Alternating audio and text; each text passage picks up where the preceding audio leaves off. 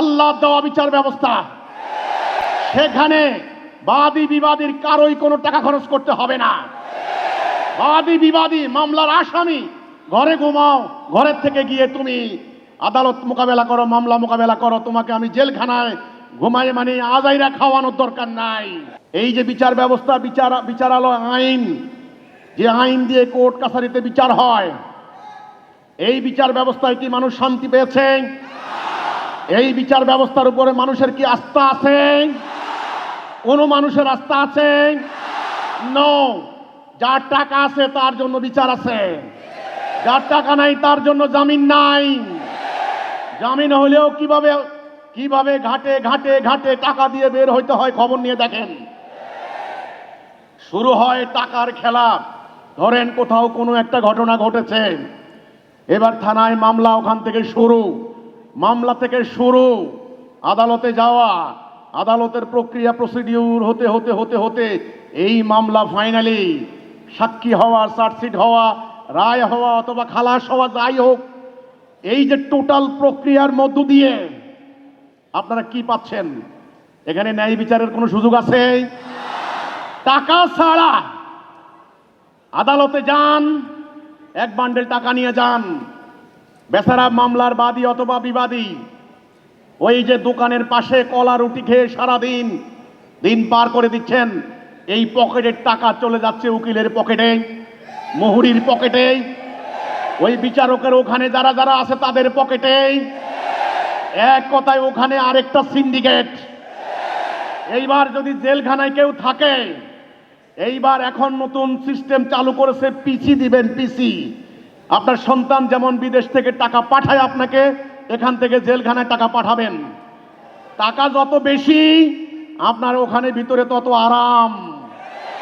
টাকা নাই, ওখানে নরককুণ্ড।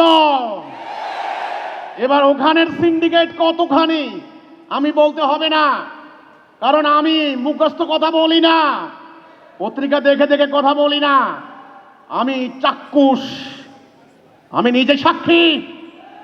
আমাকে জেলে নেওয়া হয়েছে, কোনো অন্যায় করি নাই, কোনো আইন ভঙ্গ করি নাই, কারো কোনো ক্ষতি করি নাই। হিজবুত তাওহীদের কথা বলতে গিয়েছিলাম, গাজীপুরের এসপি ইয়াসমিন গফুর, আপনি এখন কোথায় আছেন আমি জানি না, আল্লাহর কাছে দোয়া করি বেঁচে থাকেন, বেঁচে থাকেন, শুধু একটা দৃশ্য দেখার জন্য আল্লাহর কাছে দোয়া করি, আল্লাহ তুমি আমার এই দোয়া কবুল করিও। একটা দৃশ্য দেখার জন্য আমাকে জেলে নিক্ষেপ করা হয়েছে, আমার ভাইদেরকে নির্যাতন করা হয়েছে। কাজেই জেলখানায় কি হয় না হয় আমি নিজের চোখে দেখেছি।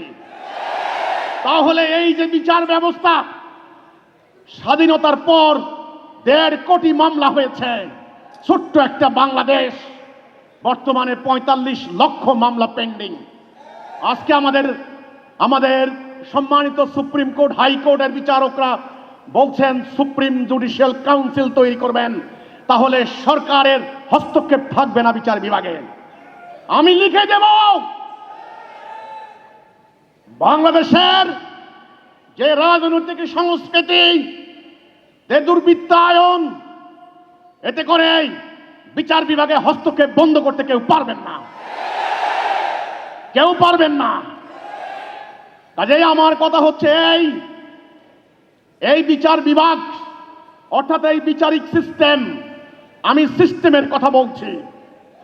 আমি আদালতের বেঞ্চ পাল্টাতে বলি নাই, বিচারককে পাল্টাতে বলি নাই, আদালতের সংখ্যা কমাইতে বলি নাই, আমি সিস্টেমের কথা বলছি, আমি জীবন ব্যবস্থার কথা বলছি। আমার প্রস্তাবে সিস্টেমকে পাল্টাতে হবে, তা না হলে ন্যায় বিচার না। প্রস্তাবিত বিচার ব্যবস্থা হবে আল্লাহ দেওয়া বিচার ব্যবস্থা। সেখানে বাদী বিবাদীর কারোই কোনো টাকা খরচ করতে হবে না।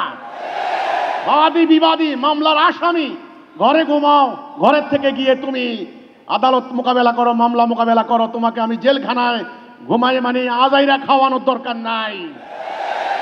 কাজেই আমাদের প্রস্তাবিত বিচার ব্যবস্থা হচ্ছে এই আল্লাহ দেওয়া বিচার ব্যবস্থা।